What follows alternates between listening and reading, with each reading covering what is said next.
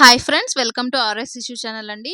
ఇవాళ chicken kebab అలాగే chicken pepper fry చేసుకుందాం అనుకుంటున్నానండి. దానికోసం అనేసి చికెన్ కబాబ్‌కి ముందుగానే నానబెట్టేసుకుందాము. మసాలా ఏసి ఒక half an hour to 1 hour ముందుగా నానబెట్టేసుకొనిస్తే కబాబ్ బాగొస్తుంది గదండీ! దానికని జెప్పేసి క్లీన్‌గా చికెన్ వాష్ చేసేసుకొని కబాబ్‌కనేసి పీసెస్ సెపరేట్‌గా చేసుకుంటున్నాను. మెత్త పీసెస్ అన్నీ కబాబ్ కోసం తీసేసుకొని దాంట్లోకి మసాలా అంతా యాడ్ చేసేసుకొని సైడ్‌కి పెట్టేసుకుంటానండి.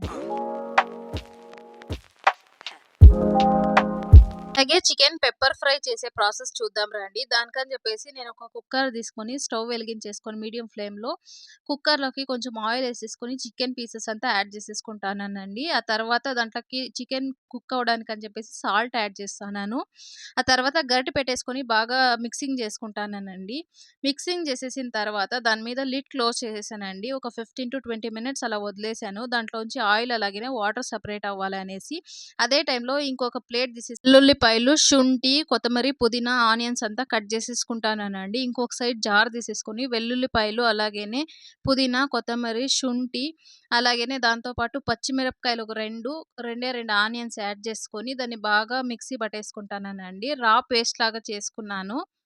ఆ తర్వాత కడాయి పెట్టేసుకొని దాంట్లోకేనే కొంచెం ఆయిల్లు, అలాగనే సాసులు, పచ్చిమిరపకాయలు, ఆనియన్స్ ఏసుకొని బాగా ఫ్రై చేసేసుకోవాలండి. అది ఫ్రై అయిన తర్వాత దాంట్లోకి పేస్ట్ యాడ్ చేసుకొని, పేస్ట్‌లోంచి ఆయిల్ సెపరేట్ అవ్వాలి. పచ్చివాసనంతా పోయేదాకా చూసుకొని, దాంట్లోకినే chicken fry masala 1 tablespoon, garam masala 1 tablespoon, ధనియా powder half tablespoon, pepper powder half tablespoon, salt అంతా యాడ్ చేసుకొని బాగా మిక్స్ చేసేసుకోవాలండి.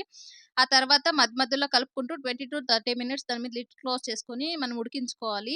లాస్ట్‌లో ఓపెన్ చేసి దాంట్లోకి మనం వచ్చేసి కొంచెం కొత్తిమీర యాడ్ చేసేసుకొని మనము దీన్ని చపాతీతో కానీ, దోసతో కానీ, పరాటా లేకుంటే రైస్ ముద్దతో గాని మనము తినొచ్చండి కాంబినేషన్‌గా. చాలా బావుంటుంది. మీరు కూడా ఇంట్లో ఒకసారి ట్రై చేసేసి నాకు కామెంట్స్‌లో చెప్పండి.